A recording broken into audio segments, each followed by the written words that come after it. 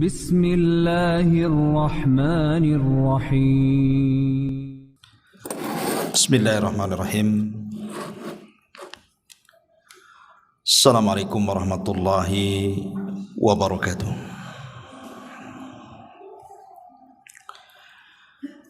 Alhamdulillah wassalatu wassalamu ala Rasulillah wa ala alihi wa sahbihi wa mawalah wa la hawla wa la quwata illa billahi wa ba'du. Alhamdulillah, di malam hari ini kembali kita bisa duduk bertolabul ilmi di Masjid Muhajirin. Kita doakan selalu yang telah membangunnya agar Allah senantiasa menjaganya.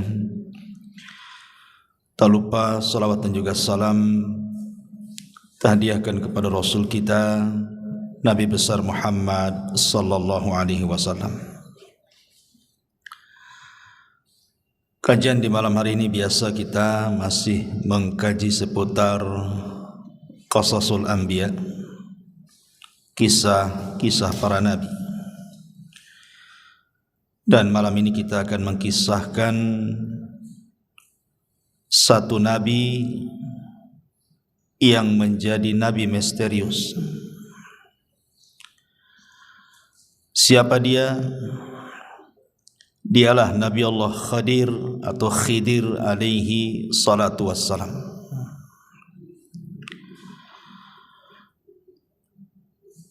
Nabi Khidir ini menarik untuk dibicarakan sebab menjadi polemik para ulama. Apakah dia masih hidup sampai sekarang ataukah dia sudah mati? Bahkan ada cerita-cerita di masyarakat bahwa mereka pernah melihat Khidir katanya. Artinya bahwa ini harus didudukkan secara pandangan syar'i. Apakah memang dia masih hidup? Siapa Nabi Khidir ini? Bagaimana kisah perjalanannya? Dan diutus ke mana beliau? Kemudian akhir hayatnya seperti apa? Kita akan bahas 1 jam ke depan tentang kisah Nabi Allah Khidir alaihi salatu wassalam. Ma'asyiral muslimin yang dimuliakan Allah subhanahu wa ta'ala, kita mulai dari nasabnya dulu. Ada yang mengatakan bahwa Khidir alaihi salatu wassalam adalah ibnun Nabi Adam alaihi salam min sulbihi. Dia adalah putra langsung daripada Adam. Ada yang mengatakan dia adalah ibnu Qabil min Adam. Dia putra daripada Qabil dan Qabil putra Adam. Ada yang mengatakan dia adalah sibtun Nabi Harun. Dia adalah cucu daripada Nabi Harun dari jalur Al-Is ibn Ishaq ibn Ibrahim. Bahkan ada yang mengatakan dia adalah putranya Fir'aun. Ini saya kan hanya menukilkan pendapat ulama. Bahkan ada yang mengatakan dia adalah anak daripada anak-anak Persia. Bahkan ada juga yang mengatakan dia salah satu turunan dari kaum Nabi Ibrahim yang beriman kepada Ibrahim. Wallahu a'lam mana yang benar satu. Tapi yang jelas bahwa di dalam Al-Quran memang tidak disebut nasabnya, karena Quran sering saya ulang-ulang bukan kitab sejarah. Quran itu kitab hidayah, sehingga hanya mencuplik beberapa kisah untuk diambil pelajaran. Ma'asyiral muslimin yang dimuliakan Allah subhanahu wa ta'ala, ada yang mengatakan namanya adalah Khadrun atau disebut dengan Khidir. Ada yang mengatakan namanya Amir. Ada yang mengatakan namanya Balyan ibnu Malkan. Tetapi kalau kita melihat pada hadis dalam Islam, maksudnya riwayat yang sahih dalam Islam, namanya adalah Khidir. Itulah yang kita kenal berdasarkan hadis Nabi SAW yang dikeluarkan Imam Bukhari. Nabi SAW mengatakan, innama sumiyal khidru atau khadiru li'annahu jalasa ala farwatin bayda fa idza hiya tahtaz min khalfihi hadra. Kata Nabi SAW, sesungguhnya dikasih nama Khidir. Kenapa Khidir diberi nama Khidir? Karena kalau dia duduk di sebuah padang pasir gersang, kemudian setelah dia bangkit dari tempat duduk itu, tempat duduknya itu menghijau, tumbuh-tumbuhan. Maka disebut Khidir dari kalimat hadra. Hadra itu artinya tumbuh-tumbuhan, makanya sayur dalam bahasa Arab itu hadrawat. Dan itu salah satu mukjizat Nabi Khidir adalah ketika dia duduk di tempat gersang, bekas tempat duduknya itu tumbuh rumput, menghijau semuanya. Ma'asyiral muslimin yang dimuliakan Allah Subhanahu wa taala, menjadi perselisihan ulama. Apakah Khidir ini seorang rasul? Apakah Khidir ini seorang nabi? Apakah Khidir ini seorang wali?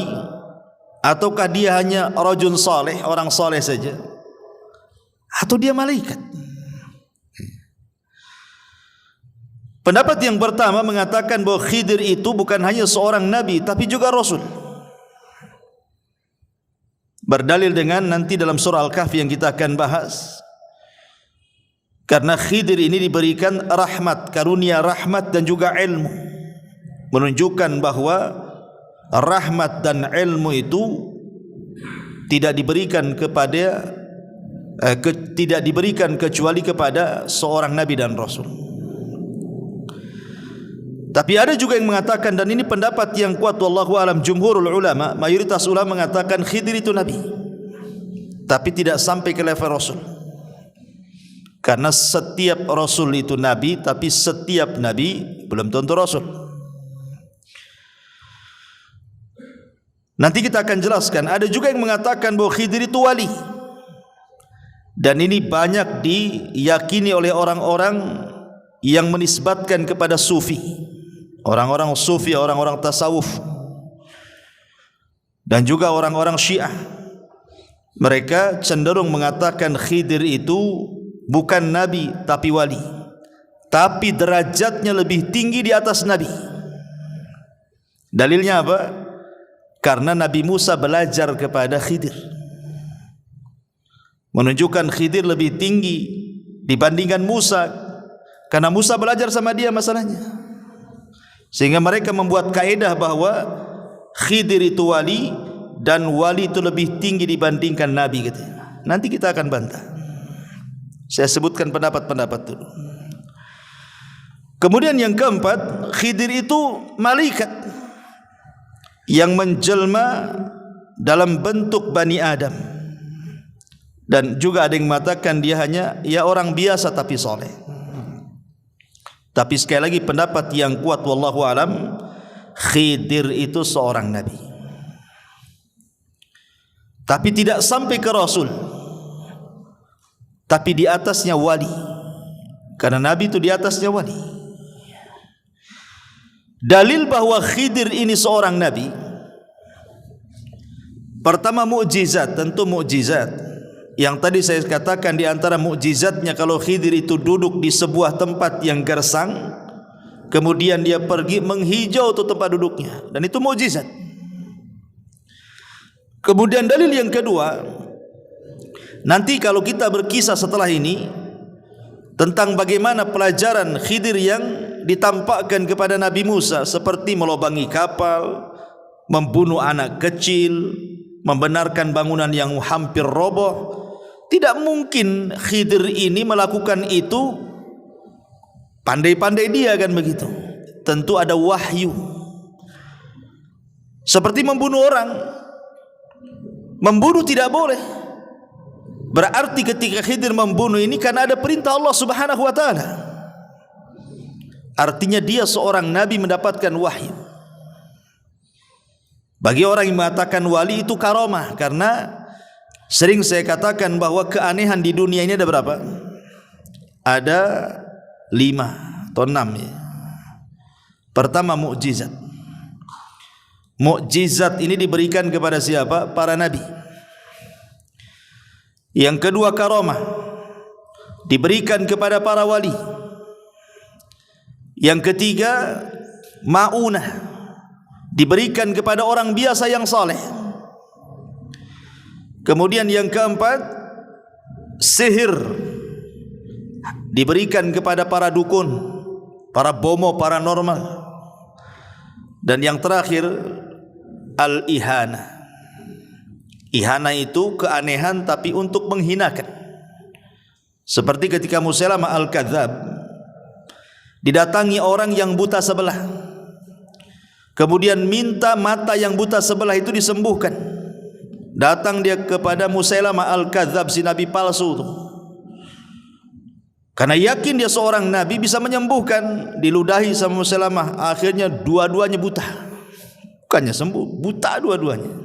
Itu kan dalam rangka ihana, ya, merendahkan. Itulah 5 keanehan yang terjadi. Ma'asyiral muslimin yang dimuliakan Allah Subhanahu wa taala. Adapun apakah Khidir masih hidup atau sudah mati, nanti pembahasannya di akhir. Kita akan masuk pada kisah Nabi Khidir yang saya kutip dari surah Al-Kahfi. Ma'asyiral muslimin yang dimuliakan Allah Subhanahu wa taala, disebutkan dalam Sahih Bukhari. Jadi satu hari Nabi Khidir ini dia pernah berceramah menjadi khatib di tengah-tengah Nabi Musa. Jadi satu hari Nabi Musa alaihi salatu wassalam sedang menjadi khatib di tengah-tengah Bani Israel.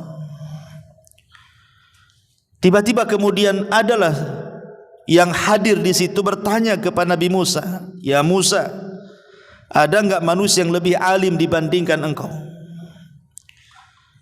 Tiba-tiba Musa mengatakan, "Tidak ada." Musa bukan sombong, tidak. Walaupun kenyataannya memang tidak ada orang alim di zaman itu melebihi Musa, kan begitu. Tapi Musa ini manusia, ada sisi sifat kemanusiaannya lupa. Harusnya dia mengatakan Allahu a'lam, artinya menasabkan ilmu kepada Allah Subhanahu wa taala, ataupun mengucapkan insyaallah tidak ada. Tapi dia mengatakan tidak ada orang alim melebihi diriku, katanya. Dari kalimat ini akhirnya Allah Subhanahu wa taala menjawab dari langit bahwa ada orang yang lebih alim, yang punya ilmu yang kau tak punya. Kemudian Allah Subhanahu wa taala merintahkan Nabi Musa untuk berangkat mencari orang yang dimaksud Allah. Maksudnya mencari Khidir alaihi salam. Lah dengan berangkatnya Musa mencari Khidir menunjukkan Musa tidak sombong. Sebab kalau sombong ngapain dia datang? Ketika kemudian dia mencari Khidir itu menunjukkan tawadhu'nya, bahwa dia ingin mencari juga ilmu. Tidak hanya mencukupkan ilmu yang dia miliki, dia pun ingin menambah. Dari sini kata para ulama, ada dalil tentang pensyariatan rihlah li talabul ilmi. Rihlah itu maksudnya melakukan safar, perjalanan untuk menuntut ilmu. Dan itu kebiasaan para nabi, kebiasaan para sahabat, bahkan kebiasaan para ulama. Lihat Imam Ahmad keliling dunia itu sampai 2 kali. Sampai dikatakan tafa Ahmad marrataini hatta jama'al musnad. Imam Ahmad itu keliling dunia mencari ilmu sampai berhasil mengumpulkan musnad. Buku hadis tertebal itulah buku musnadnya Imam Ahmad.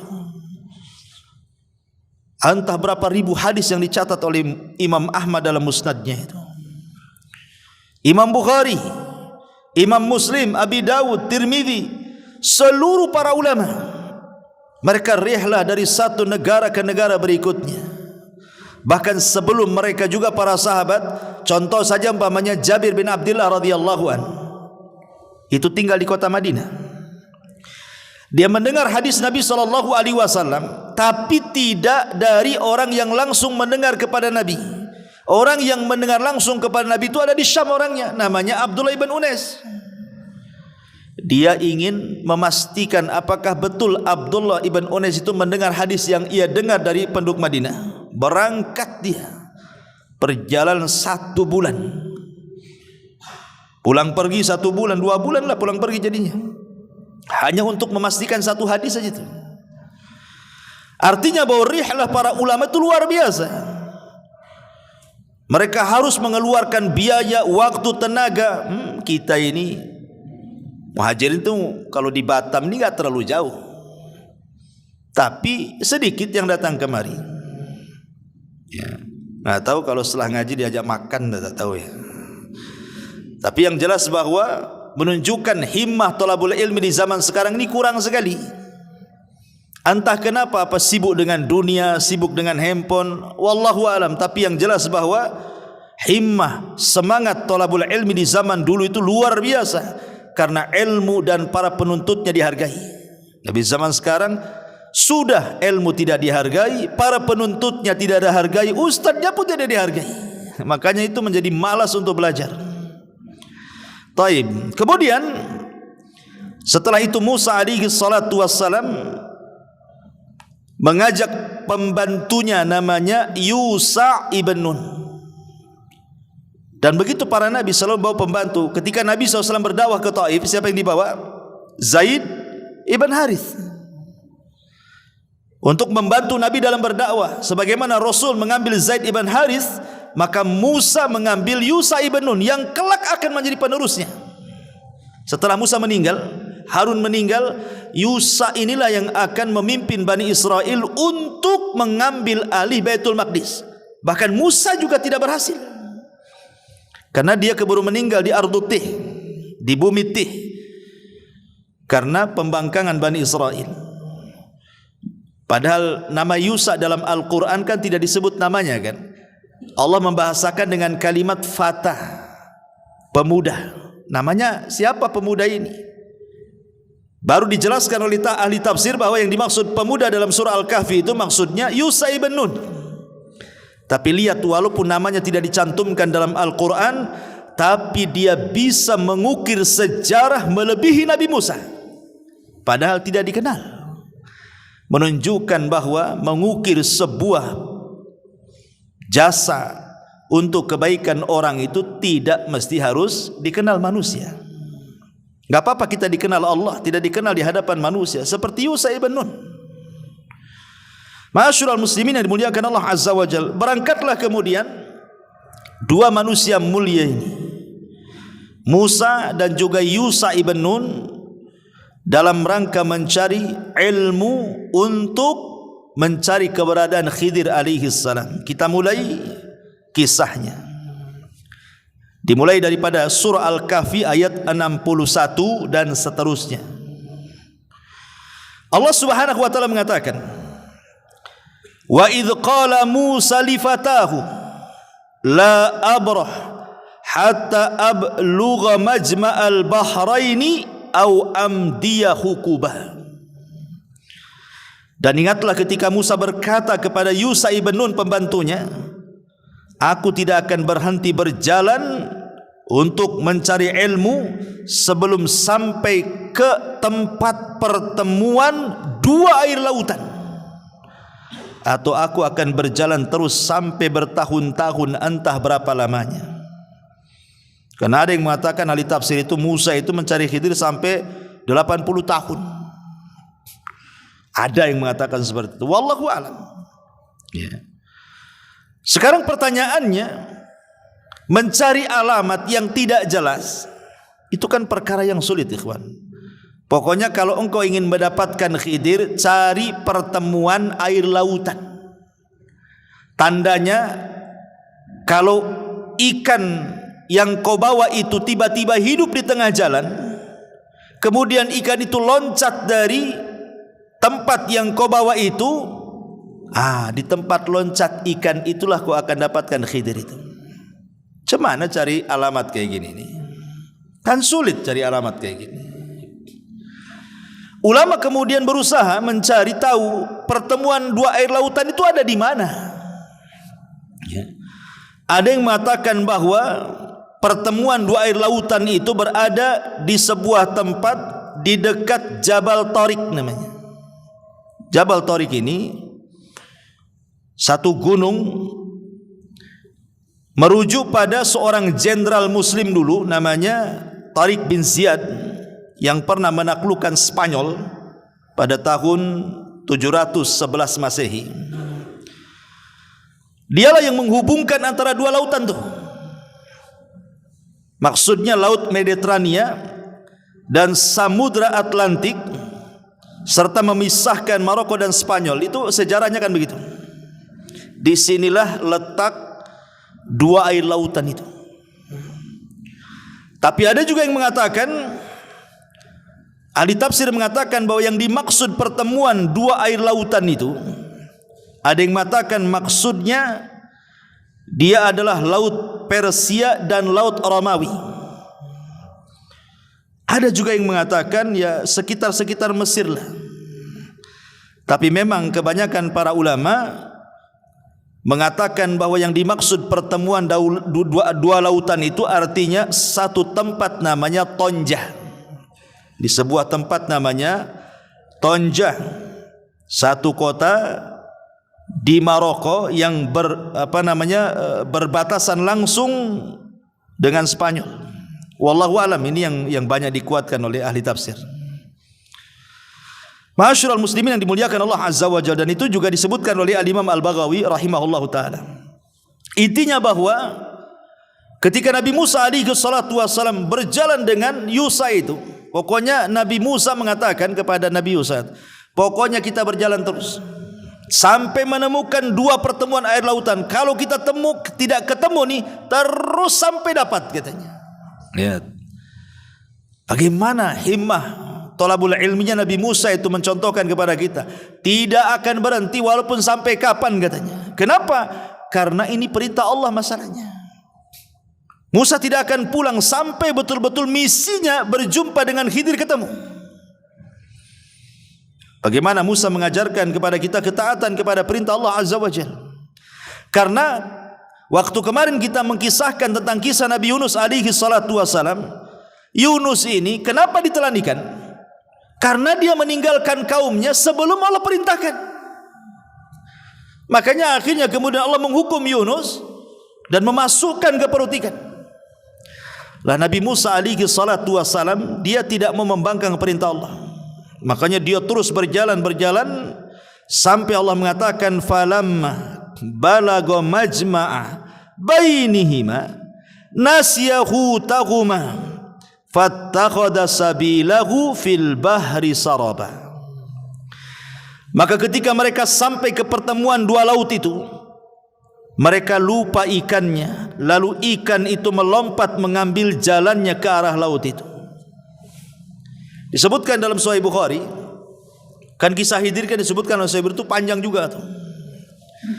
Jadi ketika Nabi Musa alaihi salatu wasallam dengan Nabi Yusa ini berjalan, rupanya kan mereka ingin istirahat. Ketika istirahat itulah keduanya tertidur. Yang terbangun pertama adalah Yusa ibn Nun. Kemudian Yusa ibn Nun melihat keanehan. Kenapa? Karena ikan yang sudah dibakar itu, mungkin ikan asin lah, semacam ikan asin itu, ikan mati, ikan siap santap sebenarnya. Karena Musa itu kan memang anak Mesir ya, biasa makan ikan di sana. Tiba-tiba kemudian ikan yang mati yang sudah terpanggang itu, siap makan itu, tiba-tiba hidup ikan itu. Dan ini mukjizat. Menghidupkan ikan mati ini kan mukjizat namanya. Lah ketika hidup loncat pula ikan itu, kemudian masuk ke genangan air di situ, tapi tidak pergi dari situ, hanya putar-putar di genangan air itu saja. Yusha ibn Nun ini melihat itu, aneh gitu, kok bisa terjadi seperti itu. Ketika kemudian Musa bangun, Yusha ibn Nun lupa mau menceritakan peristiwa itu. Kata Musa, ayo kita lanjutkan perjalanan katanya. Yusha lupa, Yusha ibn Nun itu, bahwa itu tandanya kan begitu. Kalau ikan itu loncat dari tempatnya, itulah Khadir di situ kan. Lupanya lupa dia. Kata Nabi, ayo kita lanjutkan perjalanan. Ayo kata Yusha. Kemudian disebutkan Allah katakan falamma jawaza qala li fatahu atina ghada'ana laqad laqina min safarina hadza nasaba. Maka ketika mereka sudah melewati tempat yang tadi ikan loncat di situ, Musa berkata kepada pembantunya, bawalah kemari makanan kita itu. Ikan-ikan itu mana katanya? Sungguh kita telah merasa letih karena perjalanan kita. Di sini ada keanehan. Nabi Musa itu diberikan kekuatan oleh Allah Azza wa Jal. Dia tidak pernah capek.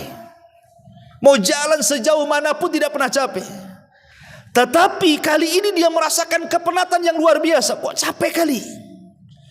Berarti di sini ada sinyal tuh. Ada apa-apa? Kok biasa nggak capek? Kok capek gitu? Akhirnya dia mengatakan kepada Yusha, kita berhenti di sini. Kita makan dulu katanya. Mana ikan-ikan itu katanya. Pas ditengok ikan itu sudah tak ada. Kemudian Yusha mengatakan, oh iya, aku baru ingat kata Yusha ibn Nun, waktu kemarin kita istirahat di sebuah batu, ada peristiwa aneh, ikan yang kita bawa itu hidup kemudian loncat dan ada di genangan air katanya. Makanya Allah mengatakan, qala ara'aita idh awaina ila sakhrati fa inni nasitul hut wa ma ansanihi illa syaitan an adhkurahu wattakhadha sabilahu fil bahri ajaba. Lalu Yusha ibn Nun mengatakan, tahukah engkau ketika kita mencari tempat berlindung di batu itu wahai Musa, aku lupa menceritakan tentang ikan itu katanya, dan tidak ada yang membuat aku lupa untuk mengingatnya kecuali setan. Dan ikan itu mengambil jalannya ke laut dengan cara yang aneh sekali katanya. Apa kata Musa? Musa mengatakan, itu yang benar. Ayo kita balik lagi ke situ katanya. Senang Nabi Musa karena sudah ada titik terang di mana keberadaan Khidir dan pertemuan dua air lautan itu. Ma'asyiral muslimin yang dimuliakan Allah Subhanahu wa taala, di sini ada pelajaran besar bahwa seorang murid dan guru itu tetap harus punya kesabaran. Lihat sabarnya Nabi Musa, tidak menyalahkan Khidir kan? Tidak menyalahkan Yusha ibn Nun. Karena lupa kan gitu. Ketika dia melihat ikannya loncat, harusnya disitulah Yusha memberitahu Musa kan, di sini tempatnya. Tapi karena dilupakan setan, akhirnya mereka pun jauh kali sudah meninggalkan batu itu, baru ingatkan gitu. Tapi Musa tak marah. Ini menunjukkan bahwa seorang murabbi, seorang muallim, seorang guru, seorang pendidik harus punya kesabaran kepada anak didiknya. Seperti Musa alaihi salatu wassalam di sini. Ma'asyiral muslimin yang dimuliakan Allah Subhanahu wa taala. Ketika sampai di batu itu, tiba-tiba kemudian Musa dan Yusha ini melihat ada orang yang berbaju tebal, longgar, lebar, ya. Sebagaimana disebutkan dalam hadis Bukhari, falamma intahaya ila sakhrati idza rajulun musajjin bi thawbin. Kata Nabi SAW, ketika keduanya Yusha dan juga Musa ini sampai di batu itu, tiba-tiba ada seorang laki-laki yang menggunakan pakaian sangat longgar sekali. Fasallama Musa, maka Musa pun mengucapkan salam. Assalamualaikum. Waqala Khidir, rupanya Khidir itu di depan dia. Khidir mengatakan, wa anna bi ardikas salam. Bagaimana cara mengucapkan salam di negerimu? Seolah-olah Khidir aneh gitu, kok ada mengucapkan salam di negeri dia, nggak ada orang mengucapkan salam tuh. Kemudian Khidir tanya, siapa kamu? Maka Musa mengatakan, ana Musa, saya ini Musa. Kata Khidir, Musa siapa? Kata Nabi Musa, Musa Bani Israel. Baru ngeh dia. Oh, kamu Musa Bani Israel. Dari sini menunjukkan apa? Khidir itu tidak tahu yang gaib. Sebagaimana prasangka sebagian orang terhadap Khidir itu, bahwa Khidir itu manusia yang punya ilmu laduni, mampu menerawang, mampu melihat hal-hal gaib. Menebak Nabi Musa aja tak bisa. Siapa kamu? Kalau dia memang tahu yang gaib kan sudah tahu, oh kamu Musa aja Bani Israel. Kenapa mesti tanya dulu? Ya. Dari sini menunjukkan bahwa Khidir itu juga sama dengan yang lainnya, tidak tahu yang gaib kecuali yang Allah beritahukan saja. Karena kegaiban itu hanya milik Allah Subhanahu wa taala. Lah dari sini setelah kemudian Musa betul-betul berjumpa dengan Khidir, maka Musa mengatakan, Allah katakan, qala lahu Musa, hal attabi'uka ala an tu'allimani mimma ullimta rusyda. Musa berkata, bolehkah aku mengikutimu agar engkau mengajarkan kepadaku ilmu yang benar yang telah diajarkan kepadamu untuk menjadi petunjuk bagiku, katanya. Di sini ada pelajaran adab. Seorang pelajar, seorang thalabatul ilmi, kalau hendak meminta ilmu kepada seorang guru ya harus beradab. Lihat Nabi Musa saja beradab. Padahal secara kedudukan Musa itu jauh di atas Khidir. Bagaimana tidak jauh di atas Khidir? Dia bukan hanya seorang nabi, dia bukan hanya seorang rasul, dia adalah kalimur rahman, dia adalah ulul azmi minar rusul, dan dialah nabi yang paling masyhur dari seluruh nabi-nabi Bani Israel, dan turun Taurat padanya. Khidir tidak ada kitab turun kepada dia. Tapi karena Musa berhajat ingin mengambil ilmu Khidir, maka dia beradab, meminta dengan sangat lembutnya dan mengatakan, bolehkah aku mengikutimu agar engkau mengajarkan kepadaku ilmu yang benar yang telah Allah ajarkan kepadamu supaya menjadi petunjuk bagiku, katanya. Subhanallah, bagaimana Musa beradab. Dari sini kata para ulama, la yambulu ar-rajulu, la yambulu ar-rajulu, orang itu belum dikatakan cerdas kecuali dia bisa mengambil ilmu ala man fauqahu wa ala man dunahu wa ala man siwahu, kecuali dia bisa mengambil ilmu dari orang yang di atas dia, dari orang yang di bawah dia, atau dari orang yang setara dengan dia. Itu baru cerdas orang itu. Ma'asyiral muslimin yang dimuliakan Allah Azza wa Jalla. Dan di sini juga ada pendalilan yang salah yang saya katakan tadi. Ada sebagian orang menganggap bahwa wali itu lebih tinggi dibandingkan nabi. Buktinya apa? Khidir menjadi gurunya Nabi Musa. Berarti wali itu lebih tinggi dibandingkan para nabi. Kita katakan nabi lebih tinggi dibandingkan wali. Nabi itu lebih tinggi dibandingkan wali. Dari mana kita tahu? Karena Nabi Musa alaihi salatu wassalam, dia mengatakan dalam hadis itu, ya Musa, ketika dalam perjalanan Nabi Musa alaihi salatu wasallam dengan Khidir, salah satu diskusinya adalah, ya Musa, inni ala ilmin min ilmillah allimnihi la ta'lamhu anta wa anta ala ilmin allamakahu la a'lamuhu, kata Khidir. Musa, aku punya ilmu yang kau tak punya, tapi kau juga punya ilmu yang aku tidak punya. Ya. Ini bantahan bahwa orang-orang yang menganggap bahwa Khidir itu lebih tinggi dibandingkan Musa, maknanya Khidir itu wali, Musa itu nabi. Kok nabi belajar sama wali, berarti wali lebih tinggi dibandingkan nabi. Kita katakan di sini ada dialog. Khidir sendiri yang ngomong kepada Nabi Musa, hei Musa, aku punya ilmu yang kau tak punya, tapi aku juga tak punya ilmu yang kau punya. Artinya masing-masing punya ilmu di sini.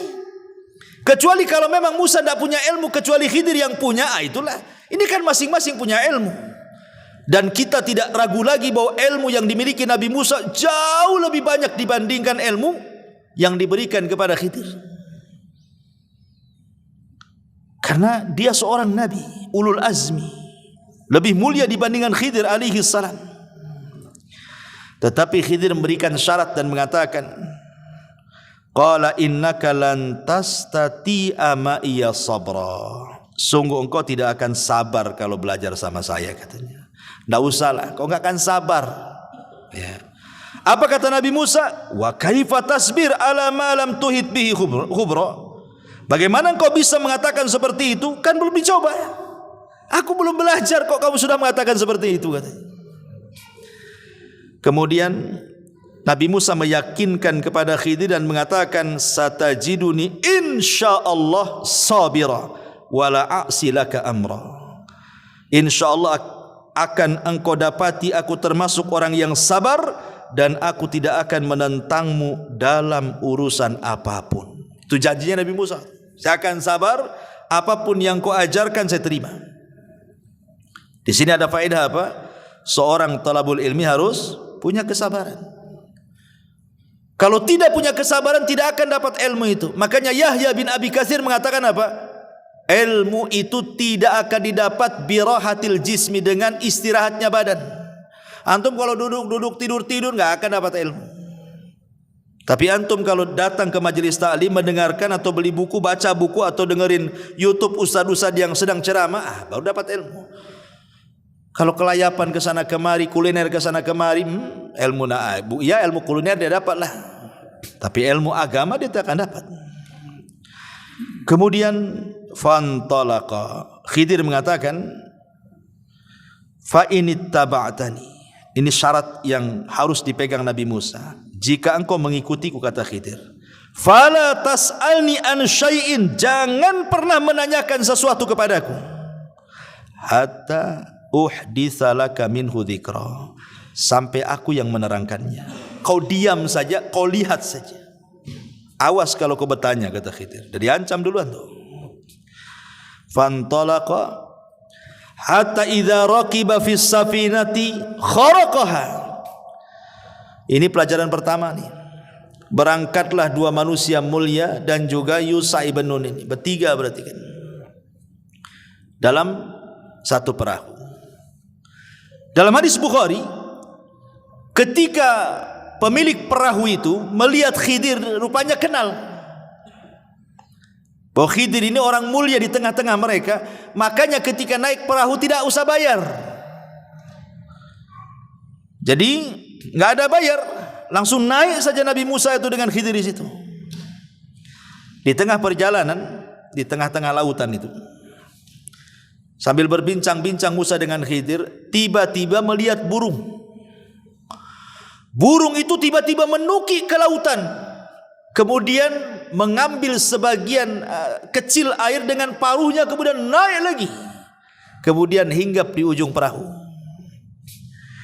Khidir alaihi salatu wassalam mengatakan, ya Musa, ma naqasa ilmi wa ilmuka min ilmillah illa kanaqrati hadal usfur fil bahri.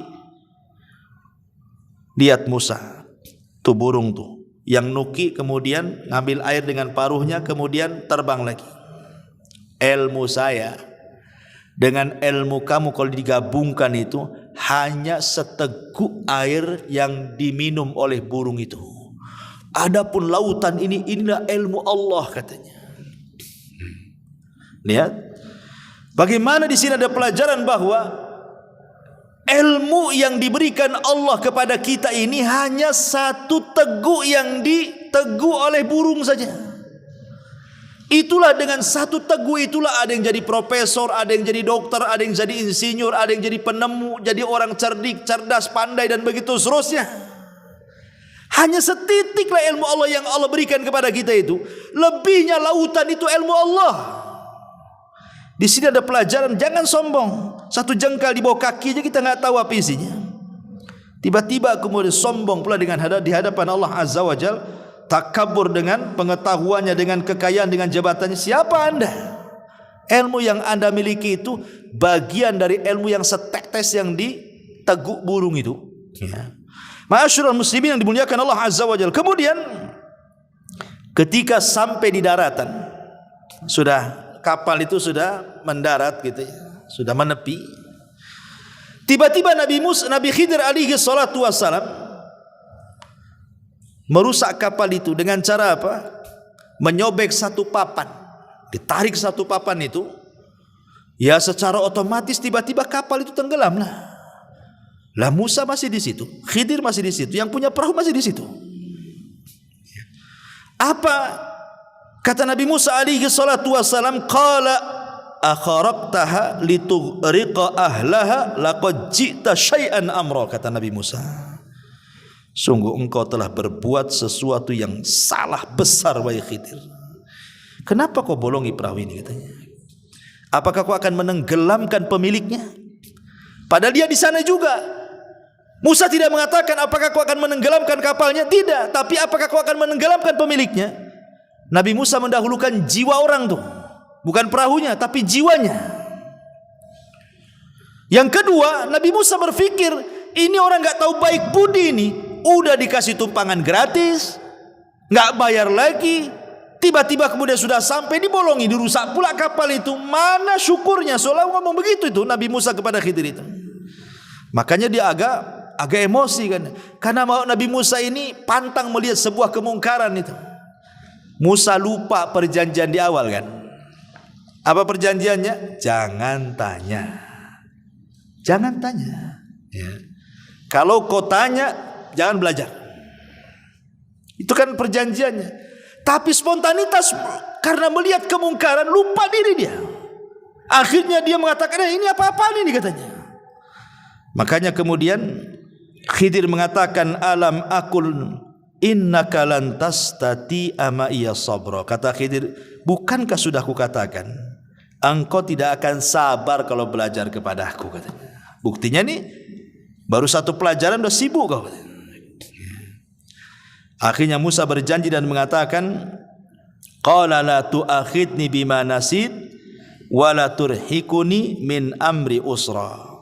Kata Nabi Musa, janganlah engkau menghukum aku karena kelupaanku, dan jangan pula engkau membebani aku dengan sesuatu yang sulit dalam urusanku. Janganlah ngajari yang aneh-aneh, katanya. Tapi memang lupa saya tadi. Kalau saya ingat mungkin saya nggak akan ngomong, katanya. Kemudian Khidir masih maafkan.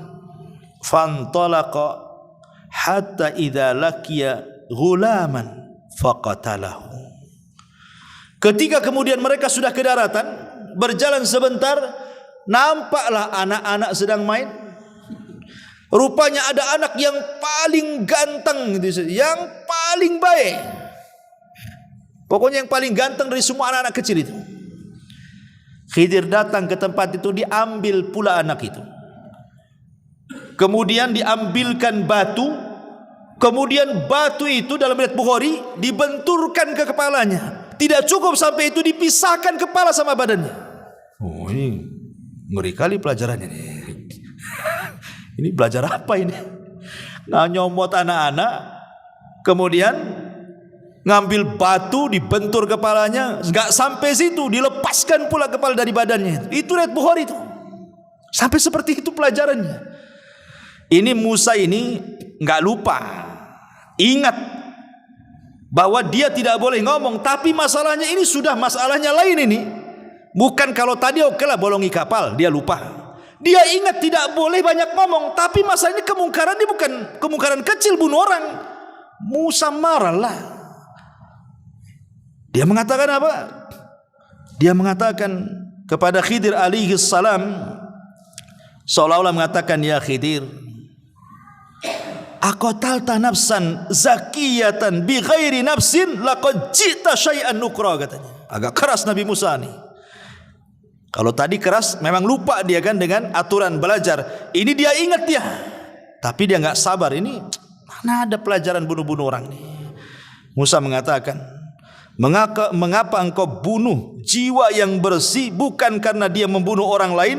Sungguh engkau telah melakukan sebuah perbuatan yang sangat-sangat mungkar, menghabisi nyawa orang. Apalagi yang kau habisi itu anak gak punya dosa, belum balik. Salah apa dia? Macam mana kau bisa bunuh anak ini? Lo belum balik, belum punya dosa, kenapa kau bunuh? Ketika Musa ngangkat suara, Khidir lebih ngangkat lagi suaranya. Diangkat lagi, sama-sama ngangkat nih. Apa kata Khidir? Qala alam aqul laka. Kalau tadi innaka, ini laka, pakai laka lagi. Dalam bahasa Arab artinya laka ini lebih keras daripada kalimat innaka. Alam aqul laka innaka lan tastati'a ma'iya sabra. Sudah kukatakan, kau enggak akan sabar kan? Kata seolah seperti itu ya. Sudah kukatakan dari awal, kau enggak akan sabar. Musa enggak lupa ini, betul-betul ingat gitu. Tapi karena masalah pembunuhan dia enggak bisa tutup mulut kan itu, dia harus bicara. Tapi akhirnya Musa pun agak sedikit merendah dan mengatakan, qala in sa'altuka an syai'in ba'daha fala tusahibni laqad balagta min ladunni udhra. Kata Nabi Musa, ya sudah gini saja, jika aku bertanya lagi kepadamu tentang sesuatu setelah ini, maka janganlah engkau memperoleh aku menyertaimu lagi. Dah, enggak usah lagi sama aku. Sesungguhnya engkau sudah cukup bersabar menerima alasanku, katanya. Ini terakhir kata Musa. Kalau sampai aku bertanya lagi, udahlah sampai di situ aja. Enggak apa-apa, saya enggak ikut lagi, katanya. Akhirnya Khidir memberikan uzur lagi untuk ikut lagi bersama dia. Fantalaqa hatta idza ataya ahla qaryatin istat'ama ahlaha fa'abau an yudhayyifuhuma fawajada fiha jidaran yuridu an yanqad fa'aqamahu. Maka keduanya berjalan hingga ketika keduanya sampai kepada penduduk sebuah negeri. Mereka berdua meminta dijamu oleh penduduknya, tetapi mereka penduduk itu tidak mau menjamu mereka. Kemudian keduanya mendapatkan dinding rumah yang hampir roboh di negeri itu. Lalu dia berkata kepada Nabi Musa, kita tegakkan sebelum roboh, katanya. Yang ini beda pula. Yang ini agak baik nih. Sebelum-sebelumnya tak baik kan? Bolongi kapal tak baik kan itu. Bunuh orang lebih tak baik lagi. Ini pula berbuat baik. Dinding mau roboh diperbaiki lah. Ini gimana ini kan? Ini seolah terbalik 180 derajat nih pelajarannya nih. Ya. Ada yang mengatakan ahli tafsir bahwa negeri yang didatangi yang rusak itu adalah namanya Antokia. Ya, negeri itu namanya negeri Antokia. Negeri itu rusak serusak-rusaknya. Semuanya bakhil. Nggak ada orang baik di situ. Ketika melihat ada orang asing itu mereka nggak peduli. Padahal Khidir dan Nabi Musa ini sudah kelaparan. Tetapi ketika kemudian masuk ke negeri Antokia itu, satu orang pun tidak mau menjamu. Akhirnya kata Khidir ini, kalau gitu kita cari tempat lain. Ini penduduk ini jahat semua nih. Keluar, sebelum keluar di perbatasan kota itu adalah rumah sudah doyong mau roboh. Ya. Jadi Khidir mengatakan kepada Musa, tunggu dulu. Ini rumah mau roboh nih. Kita perbaiki rumah ini dulu. Kata Nabi Musa, ya Khidir, kenapa kita tidak mengambil rumah yang jelas-jelas ada penghuninya? Kalau kita perbaiki kan dapat upah, kita bisa makan tuh dengan upah tuh. Ini tak jelas penghuninya, kemudian kita perbaiki, dapat apa kita di sini, katanya. Nah, ini sudah pertanyaan ketiga. Ya, makanya kemudian Khidir marah dan mengatakan, hadza firaqi baini wa bainik. Inilah perpisahan antara aku dengan kamu. Sudah, ini udah ketiga kalinya masalahnya ngomong. Ya. Ma'asyiral muslimin yang dimuliakan Allah Subhanahu wa taala. Lah sebelum berpisah itulah Khidir menjelaskan kenapa dia sampai membolongi kapal. Kenapa dia sampai membunuh jiwa anak kecil yang tak bersalah. Kenapa sampai memperbaiki dinding yang mau roboh. Apa kata Khidir kepada Musa sebelum pisah? Ammas safinatu fakanat limasakina ya'maluna fil bahri fa aradtu an aibaha wa kana wara'ahum malikun ya'khudhu kulla safinatin ghasban. Adapun perahu itu adalah milik orang miskin. Miskin itu artinya punya pekerjaan tapi tidak cukup. Kalau fakir memang sama sekali tak punya pekerjaan. Jadi miskin dengan fakir itu, fakir di bawahnya, miskin di atasnya. Karena ini punya perahu kan, orang ini kan punya perahu, berarti punya pekerjaan, tapi tidak mencukupi. Nah, itu disebut miskin. Tapi kalau fakir di bawahnya sama sekali nggak punya pekerjaan. Ya, umpamanya ada janda tua, umurnya sudah 60-70 tahun, udah lumpuh, mau kerja apa, keluarganya nggak tanggung jawab, itu disebut fakir namanya. Nah, makanya orang-orang yang membantu orang-orang seperti ini al-armalah ini, orang-orang janda-janda tua yang enggak sanggup lagi bekerja, enggak ada yang bertanggung jawab, maka pahalanya sama dengan Anda solat malam setiap malam dan Anda puasa sunnah setiap hari. Ya, karena orang fakir yang dibantu oleh kita. Kalau miskin di atas itu masih punya pekerjaan seperti orang ini punya perahu, ya, tapi tidak mencukupi. Lah, Khidir mengatakan, adapun perahu itu milik orang miskin yang bekerja di laut. Aku bermaksud merusaknya karena di hadapan mereka ada seorang raja yang suka merampas setiap perahu yang bagus.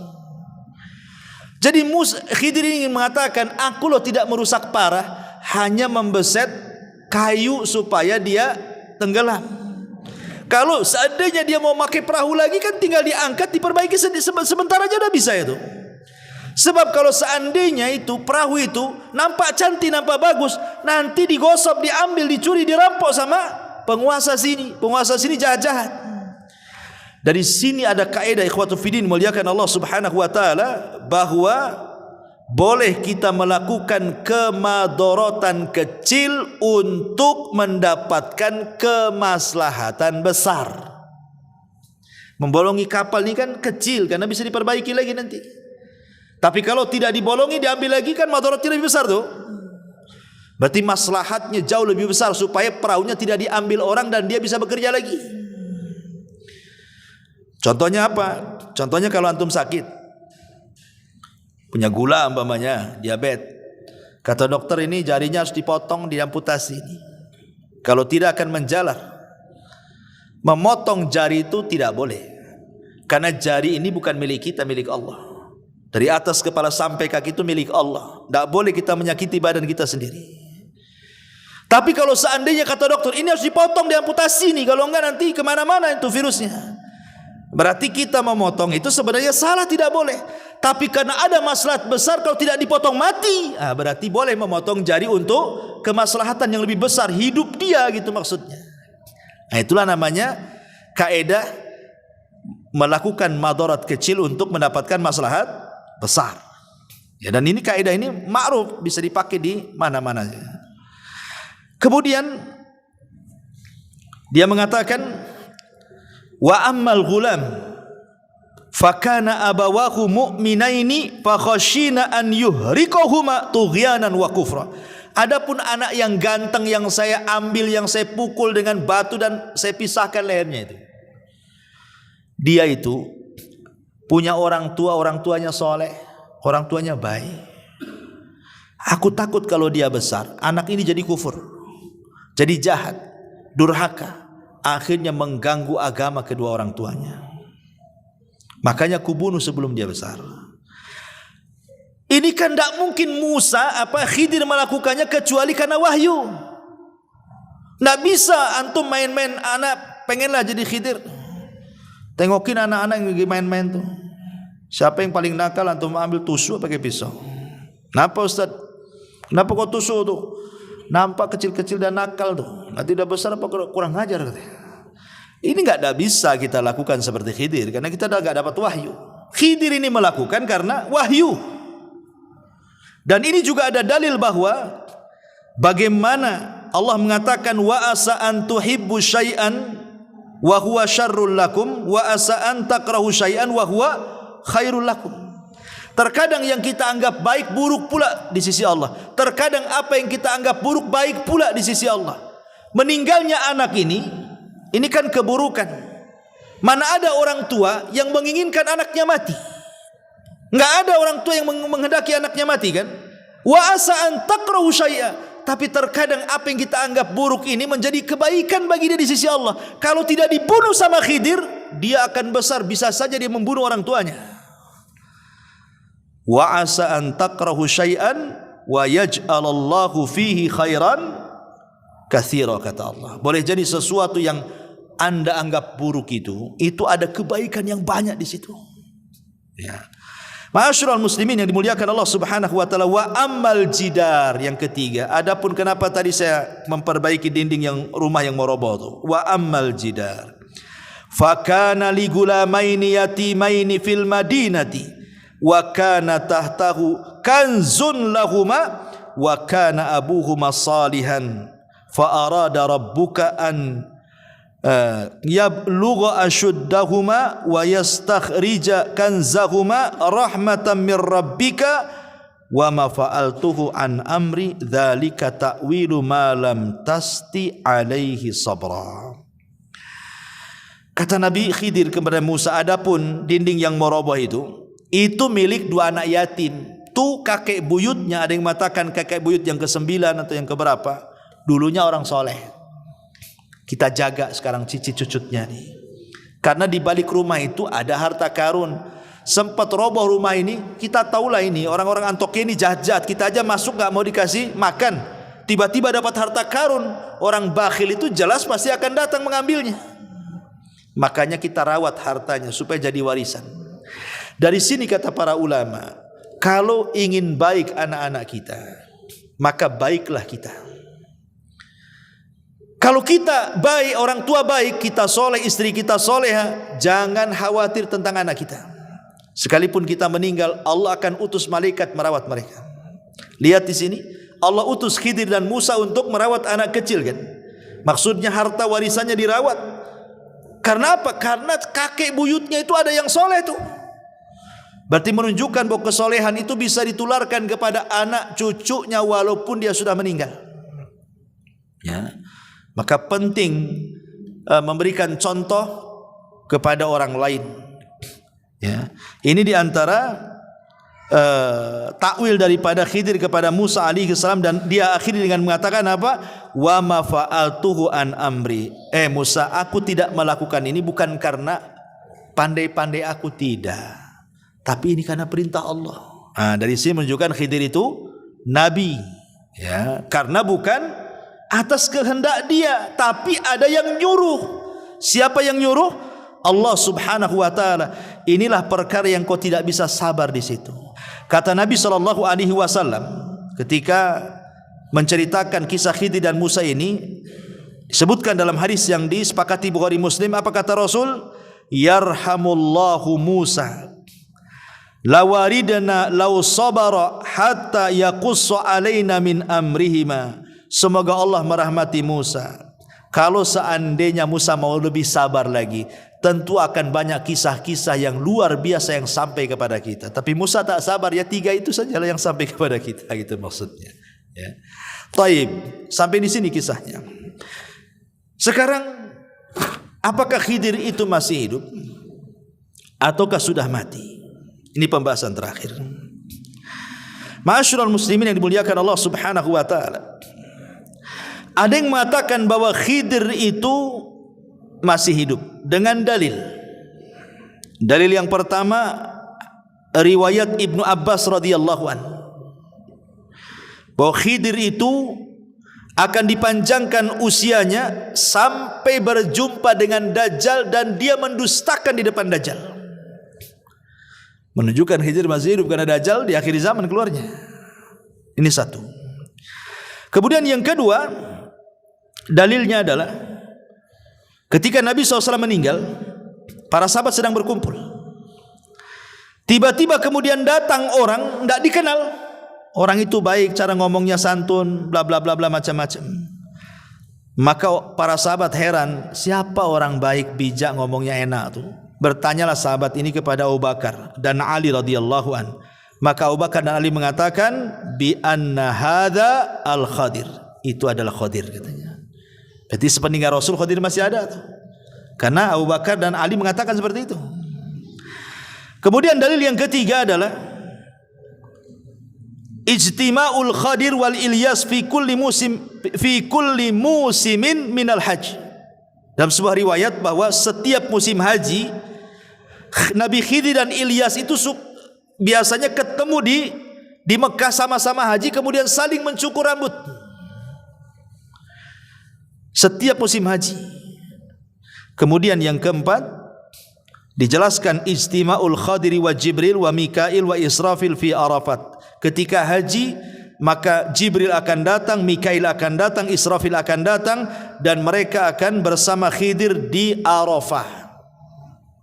Menunjukkan bahwa Khidir belum mati. Tetapi ulama membantah. Satu, Imam Ibnu Hajar ketika mengomentari hadis Ibnu Abbas yang pertama, beliau mengatakan hadis itu mungkar.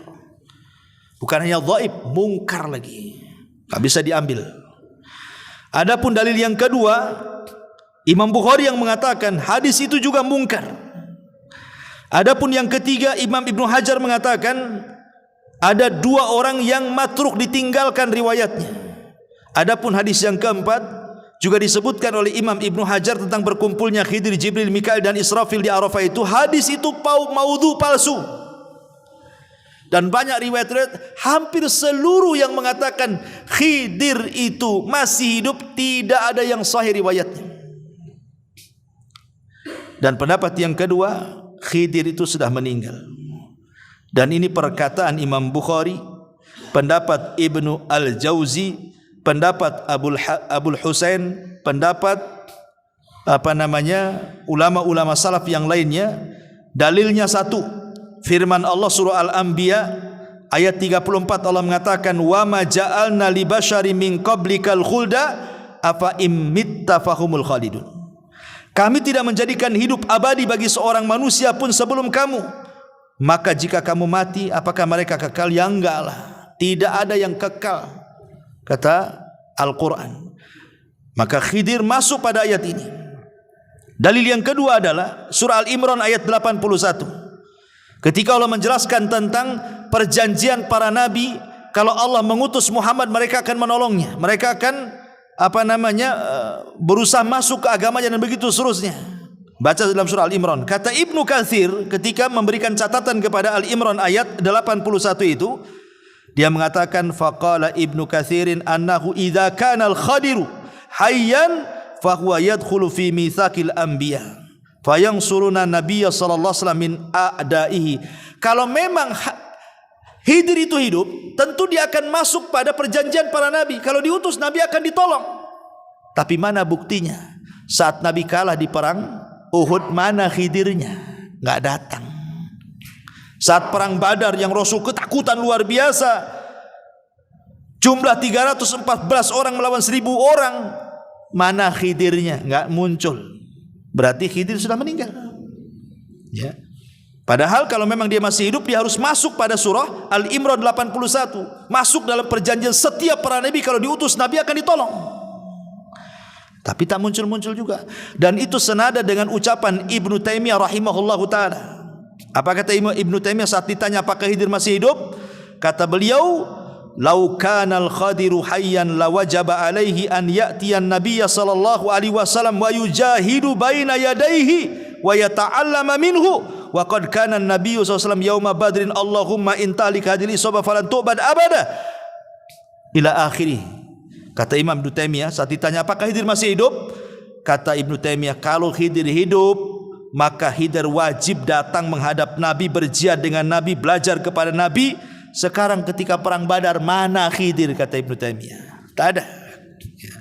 Kemudian juga hadis Nabi SAW yang dikeluarkan Imam Muslim dalam sahihnya, ma min nafsin manfusatin al-yawma ta'ti alaiha mi'atu sanatin wa hiya hayyatun yawma idzin. Tidak ada satu jiwa pun yang hidup pada hari ini telah lewat 100 tahun, pasti dia akan binasa. Khidir udah lebih 100 tahun lah, udah meninggal lah. Bahkan dalam hadis yang lain, la yabqa ala ra'si mi'ati sanatin mimman huwa ala wajhil ardi ahadun. Tidak akan tersisa seorang pun di muka bumi ini pada 100 tahun yang akan datang. Artinya udah meninggal lah. Ya, maka pendapat yang kuat wallahu alam, Khidir sudah meninggal. Bahkan Ibrahim Al-Harbi pernah bertanya kepada Imam Ahmad. Imam Ahmad ditanya soal apakah Khidir hidup ataukah mati. Imam Ahmad ditanya siapa? Oleh Ibrahim Al-Harbi. Apa kata Imam Ahmad? Man ahalla ala ghaibin lan yansaf minhu wa ma alqa hada illa syaitan. Siapa yang menekuni masalah-masalah gaib klinik, dia tidak akan bisa bersikap proporsional dalam masalah ini. Tidak ada yang membisikkan berita itu kecuali setan, katanya. Nah, itu tegas Imam Ahmad tuh. Kalau ada yang mengatakan Khidir hidup, kata Imam Ahmad, tidak ada yang membisikkan Khidir hidup kecuali setan. Itu Imam Ahmad yang ngomong begitu. Ya. Dari sini kita tahu bahwa Khidir sudah meninggal dunia. Wallahu a'lam bishawab. Subhanakallahumma bihamdika Asyhadu an la ilaha illa anta astaghfiruka wa atubu ilaik. Allahu taala alam. Assalamualaikum warahmatullahi wabarakatuh.